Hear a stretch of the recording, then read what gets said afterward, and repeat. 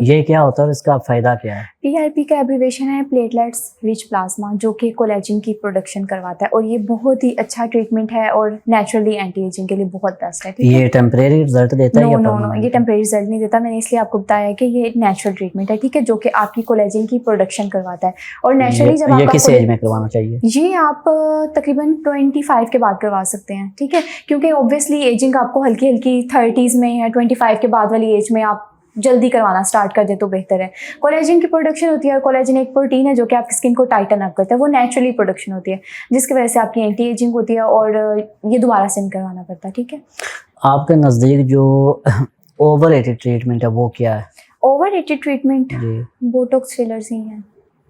जो ख़वातीन को आप अगर कोई ऐसा ट्रीटमेंट जिससे आप ख़वातीन को मना करें बोटॉक्स तो वो फिलर्स नहीं ही करवाना हैं। चाहिए? बोटॉक्स फिलर्स नहीं करवाने चाहिए। टोटली आपके फेस के फीचर्स चेंज हो जाते हैं और बहुत ही अननेचुरल ट्रीटमेंट है।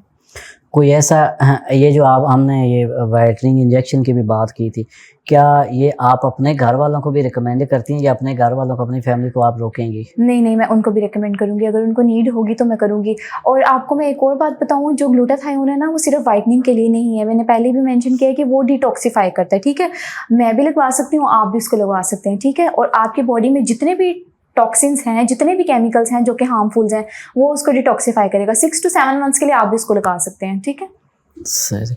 और ये जो एस्थेटिक ट्रीटमेंट है ये आम तौर पे किस एज में लोगों को आना चाहिए, ये स्टार्ट करवाना चाहिए? मुझे तो लगता है आफ्टर प्यूबर्टी ही करवाने चाहिए, क्योंकि एक्ने भी प्यूबर्टी में ही होती है, लेज़र ट्रीटमेंट भी प्यूबर्टी में होते हैं। बोटॉक्स फिलर्स जो होते हैं वो एंटी एजिंग जब होती है 30s में होती है तब होते हैं, लेकिन स्टार्टिंग 18 तक होना तो चाहिए। ये जो एस्थेटिक ट्रीटमेंट है ये वैसे सेफ है? एक हद तक, सब की बात नहीं करूँगी, जैसे कि अगर ये सेफ है तो छुपाते क्यों हैं? किस चीज़ को? मतलब ये जो ट्रीटमेंट करवाते हैं वो हाँ, छुपाते हैं। हाँ। यहाँ पे एक्चुअली पाकिस्तान में लोग बताना नहीं चाहते कि वो खूबसूरत क्यों नजर आ रहे हैं। नहीं मतलब ये जो आप जब अपने एड्स होते हैं उनमें ये इसके जो रिस्क होते हैं वो आप नहीं बताते, आप उसमें इसके जो फवायद होते हैं वो बताते हैं, रिस्क आप क्यों छुपाते रिस्क हैं? जो लोग करते हैं अगर वो नहीं दिखाते तो वो उनकी है, और रिस्क मुझे नहीं लगता कि छुपता भी है। अगर किसी का रॉन्ग ट्रीटमेंट होता है तो डेफिनेटली उस क्लिनिक का आ जाता है सोशल मीडिया पे कि यहाँ पे रॉन्ग ट्रीटमेंट हुआ है। डॉक्टर साहब आपके पास कोई ऐसा कस्टमर आया है कि जिसने आपसे सर्विसेज लेके, सेशन लेके, उसके बाद आप पे कोई गुस्सा किया हो, मतलब कोई उसमें ठीक से वो सेटिस्फाइड ना हुआ या उसकी एक्सपेक्टेशंस आपसे आई हो? इसकी एग्जांपल मैं दूंगी, यहाँ की बात नहीं है इस क्लिनिक की, लेकिन जब मैं स्टूडेंट थी, जब हम ट्रेनिंग कर रहे थे, वहाँ पे एक थी, मैं यही सबको बोलूँगी कि डॉक्टर्स को मशवरा दूंगी कि जब आप कंसल्टेशन करते हैं तब आप अच्छे से कंसल्टेशन करें, लोगों को पता हो। वहाँ पे ये था कि उनकी कंसल्टेशन एक डॉक्टर ने की थी, उनका मैं नेम नहीं लूँगी, लेकिन ये था कि उनका हाइड्रा रिकमेंड किया गया और पेशेंट को ये था कि हाइड्रा से मेरी छाइयाँ भी ख़त्म हो जाएंगी, मैं वाइट हो जाऊँगी। और तीसरे चौथे दिन के बाद उसने काफ़ी मैसेजेस भेजे थे कि आपने हमारा हाइड्रा किया। कैसा फील हुआ था आपको तब? हमारे लिए तो बस था, क्योंकि at that time I was student, तो मुझे इतना नहीं था। बाकी ये था कि डॉक्टर के साथ, डॉक्टर को ये था कि ऑब्वियसली कंसल्टेशन अच्छी से नहीं हुई थी तो पेशेंट को नहीं पता था, उसकी एक्सपेक्टेशंस कॉमन होती। मिस्टेक जो पेशेंट के आपके नज़दीक क्या है? आफ्टर केयर नहीं करते। हम ट्रीटमेंट के बाद जो उनको बताते हैं ना वो नहीं करते। इसकी एग्जांपल भी मैं आपको दे सकती हूँ। एक लेज़र का पेशेंट था, मेल था, उसको हमने करवा के भेजा और उसको हमने बोला कि आपने हीट से अवॉइड करना है, सन से अवॉइड करना है। अगले दिन उसने जाके तंदूर पे रोटियां लगाई और उससे अगले दिन वो मुंह जला वाले के आया कि मेरा मुंह जल गया। फिर हमने उससे पूछा कि क्या किया, पहले मान नहीं रहा था, फिर उसने बताया कि मैं काम करता हूँ तंदूर का, मैंने रोटियां लगाई और इस तरह उसका सारा फेस। आपको लगता है कि ये जो एस्थेटिक फील्ड है ये अब एस्थेटिक फील्ड में ये एक बिजनेस बन चुकी है? एक हद तक बन चुकी है, बन चुकी है, क्योंकि बहुत से ऑनर्स ऐसे हैं जो कि जिनका बैकग्राउंड मेडिकल का नहीं है, स्टिल वो खोल के बैठे हुए हैं, क्लिनिक्स वगैरह रन कर रहे हैं। आपको लगता है कि डॉक्टर जो हैं वो अपना रेवेन्यू इकट्ठा करने के लिए वो ओवर ट्रीटमेंट भी करते हैं?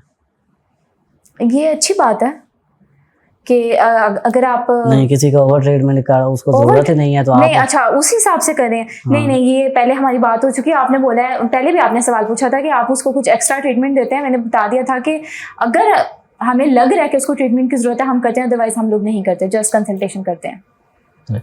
जो इन्फ्लुएंसर स्किन प्रमोट करते हैं पेड, वो भी उसमें काफ़ी चीज़ें छुपा लेते हैं। कि कैसे, मुझे समझ नहीं आई आपकी बात की। जब आप इन्फ्लुएंसर्स को बुलाते हो अपने पास, बिल्कुल, वो आप अपनी प्रमोशन करवाते हो, बिल्कुल, तो वो क्यों जो है आपकी कमज़ोरियाँ होती हैं वो छुपाते हैं, उसको उनको आप कहते हैं या उसकी क्या आपकी स्ट्रेटजी होती है? हम इन्फ्लुएंसर्स के थ्रू नहीं करते मार्केटिंग। मतलब आपकी जो कम्युनिटी है वही कर रही है ना? ये वो तो मैं कर कह रही रहा है कि आप कर डेफिनेटली। रही हैं। पता है क्या, आजकल हर दूसरा बंदा इन्फ्लुएंसर्स को बुला के अपनी जो भी है अपना बिजनेस को प्रमोट करवा रहा है, जो कि मुझे लगता है कि अब आवाम को पता लग जाना चाहिए कि सारा स्कैम है। अगर इन्फ्लुएंसर कोई आपकी मार्केटिंग कर रहा है तो डेफिनेटली इन्फ्लुएंसर को उन्होंने पे किया हुआ है और वो जस्ट उनकी चीज़ को प्रमोट कर रहा है, तो इस चीज़ से आप थोड़ा अवॉइड करें अगर वो किसी भी चीज़ की मार्केटिंग कर रहे हैं इसी तरह, क्योंकि उसको तो पैसे मिल रहे हैं लेकिन लोगों का नुकसान हो रहा है। पाकिस्तान में फेक डॉक्टर का मसला कितना अहम है? इस बारे में मैं बात नहीं करूँगी। क्यों नहीं करेंगे? बहुत से डॉक्टर्स बुरा मना जाएंगे। नहीं तो जब आपको नहीं अब लगता मेरी कि एक एस्थेटिक चीज की जो फील्ड ही, अब आप देख लें कि मैंने आपको बताया है कि डीपीटी, फार्म डी, रेडियोलॉजिस्ट, इसका मतलब आप अपनी कम्युनिटी के लिए आप कुछ भी चीजें आप छुपा लेंगी? नहीं, मैं छुपा नहीं रही, लेकिन बात सबको पता है, सबके सामने खुली है, हर बंदे को पता है कि तो क्या फिर चल रहा आप है। क्यों नहीं बता रही? मैंने बता दिया है, बहुत से तो फिर आप डीपीटी, क्यों कह रहे हैं फार्म कि डी, मैं छुपा, बहुत मतलब से, मैं नहीं मैंने बता नाम नहीं सकती? मेंशन किया, लेकिन बहुत से ऐसे हैं जो कि डॉक्टर बने हुए हैं। आपको लगता है लोग डॉक्टर से ज्यादा अब यूट्यूब पे भी इंसार करते हैं? हाँ जी, मेरे पास कल पेशेंट आई थी, वो कह रही थी हमने सिर्फ कंसल्टेशन करवाया, बाहर आके कहती हैं हमने जस्ट प्राइस पूछना है, फिर भी अंदर आ गई कंसल्टेशन करवाने, फिर कहती हैं उनने आते साथ बैठते साथ बात की, हम सारा सर्च करके आए हैं, हमने सिर्फ केमिकल पील करवानी है। मैंने कहा आपको रिकमेंड किसने की है, आपको नीड है भी है या नहीं? जब मैंने देखा तो उसको नीड नहीं थी केमिकल पील की। इसकी वजह आप क्या समझती हैं कि डॉक्टर की जो कम्युनिकेशन थी वो फेल थी, उसमें गैप है, या नहीं, वो यूट्यूब से देख के आई थी कि मुझे ये ट्रीटमेंट की ज़रूरत है और वो डायरेक्ट करवाने आई थी, ट्रीटमेंट पूछने नहीं आई थी। नहीं, ये भी तो होता है ना कि वो डॉक्टर के पास डायरेक्ट आ सकती हैं, लेकिन अब डॉक्टर को छोड़ के जो यूट्यूब पे जाता है या ये जो देसी टोटके अपनाते हैं, ये आपके नज़दीक कितने ख़तरनाक हैं, या इसके फ़वाइद हैं देसी क्या हैं? टोटके आर टोटली हार्मफुल।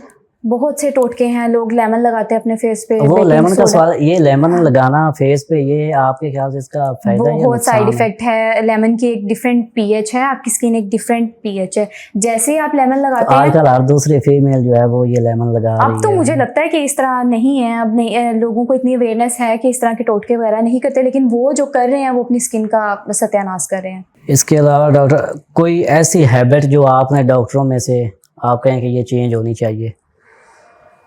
बस अपने पेशेंट को राइट ट्रीटमेंट दे दें।